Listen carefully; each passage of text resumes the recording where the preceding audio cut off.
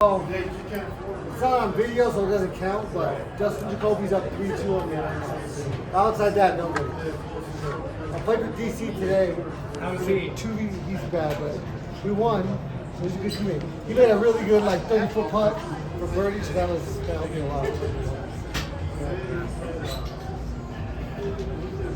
So Justin, I think people forget that you are also of Mexican heritage. Do They you don't wish they forget. had called you for the sphere? I remind them every time that I fight that I am Mexican, with my Mexican spirit. Yeah, if I didn't get knocked out in April, it'd be awesome, but it's just wrong timeline. What sort of timeline are you giving yourself to get back in there? I said I was going to take 6 months before I sparred. It's been 4, and I'm going to have a difficult time making it 6 months because I'm itching. But I think I'm going to give it another month before I spar and then get back into camp. So we'll see. Coach, manager, they'll decide. But Where did that loss sort of put you, right? Because you're the BMF champion, you're right up there for the lightweight title, so it's kind of like they have to respect that you took the gamble, took a fight you didn't need to. So where exactly does that loss, do you think, put you? they don't necessarily have to. I mean, I think Dustin Poirier, I beat him. He fought for a belt. I think there's always those circumstances that can, happen to that, which will lead to. I think this fight, with Sarokian is the next fight, and then after that, I think there's kind of like another opportunity for somebody like how Dustin Poirier stepped in. There's not a clear contender, so I think obviously I have to fight, and win, and then I'm right back in there. Does a name like Dan Hooker make sense to you? Yeah, Dan Hooker. I have a list. I think Hooker, Oliveria, Poirier, and Volkanvoski is a list of 4 people that I think any of those would be, do for me what I need to do to get back in the picture. So. Poirier says he's got one more, right? Would you be kind of bummed if you never got to settle that trilogy with Dustin? No. I mean, I walked out of there after we were 1-1. I told him, I said, let's not do it again.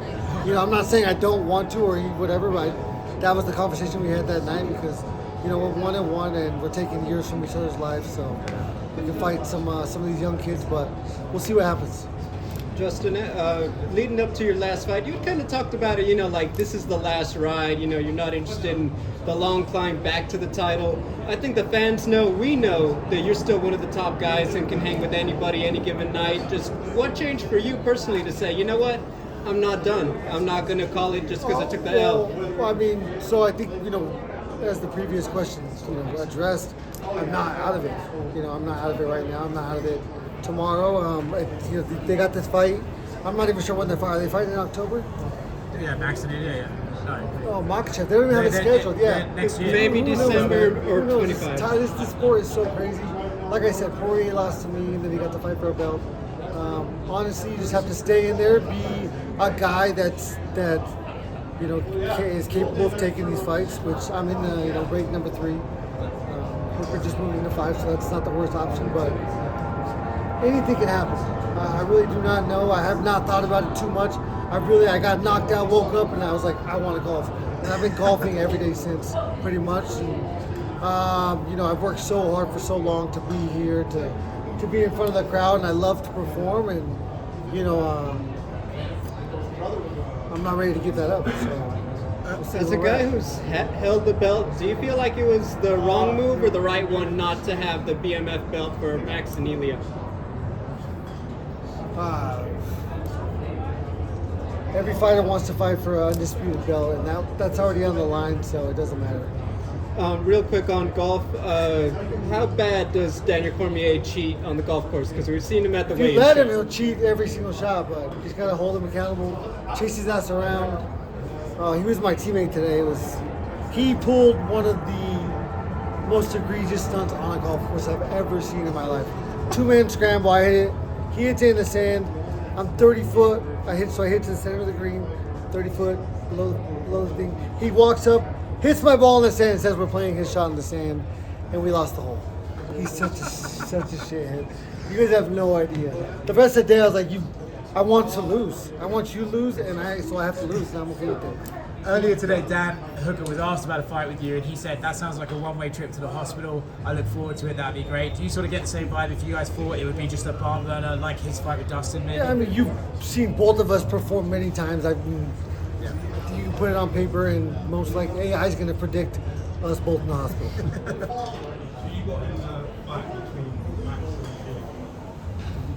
I mean, I really hope that Max wins. I mean, Ilya was so impressive versus Volkanvoski. I mean, his patience.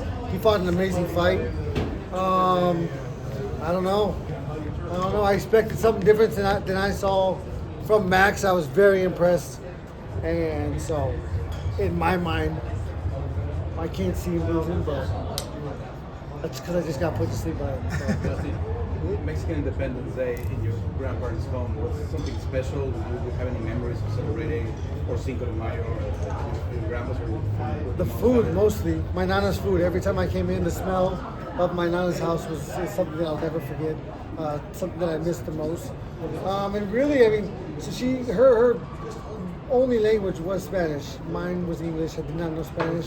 And we connected like any grandchild would with their grandmother, through touch, through gestures, through love. And she was the most loving person that I've ever met. Her birthday was yesterday, so I really miss her, and I wish she was here.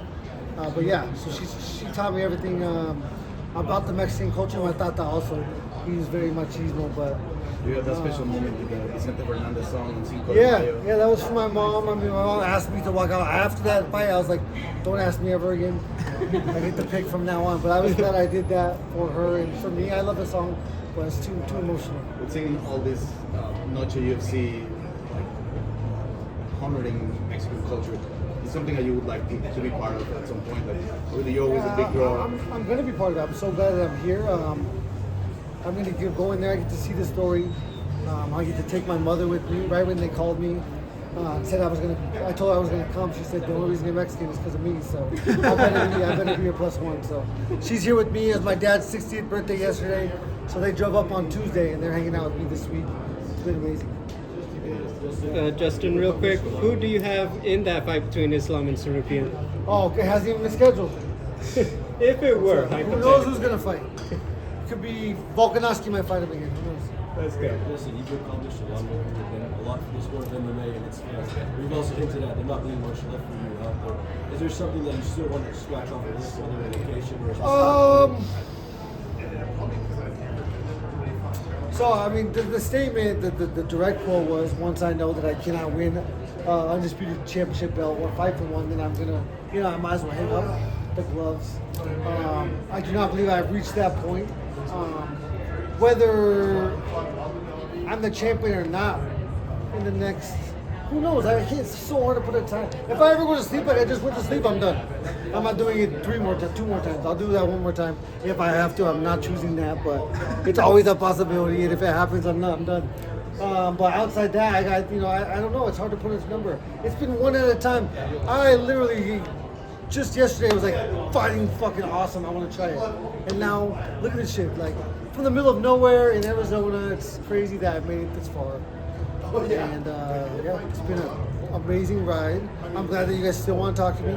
I know that's a pity patty statement, but this game is brutal, and it's nice to be supported, to have whatever, all this stuff, win or lose, because of my efforts. It's been cool. Would your perfect last fight be in Arizona?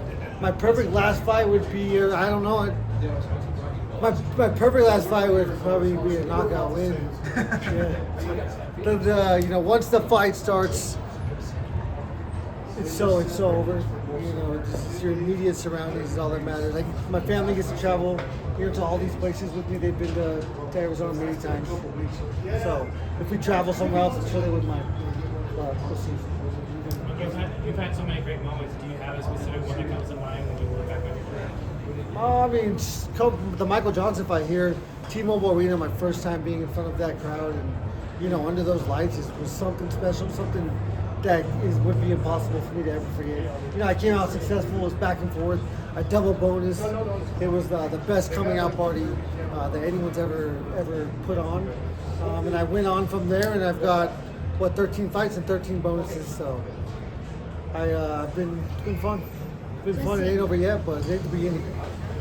Nice to meet you. I'm from Brazil. Hi. When you think about Brazil, what do you think your mind?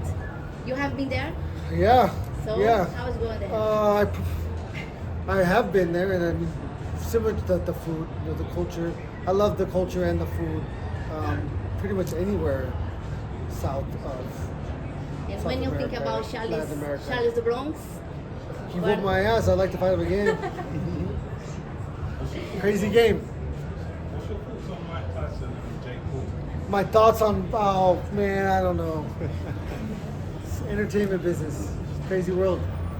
It's not even the most entertaining thing going on these days, so we're in for a treat. You say you enjoy Mexican food. Anything specific that you enjoy? About Mexico? Mexican food. Mexican food. Anything Yeah, no, specific? the flavors. All of them. All of them. I mean, chili rellenos, getting fresh green chili from Hatch.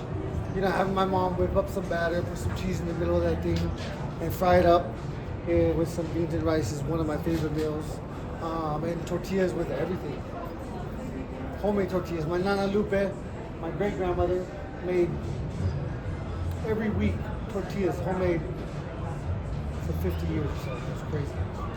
All I remember is tortillas. It sucked when it went away because then I was screwed. How are you with hot sauce? Hot sauce. As I moved away from Arizona 17 years ago, and I have lost the ability to eat spicy food as much as I used to. Dustin, after the gym, you said you had 5 wars left. How many wars you got? I got one more getting knocked put to sleep, and probably, I mean, since then I've had probably 2, so 3 more. Oh yeah. One at a time, baby. One at a time. You guys better fucking enjoy it while it lasts.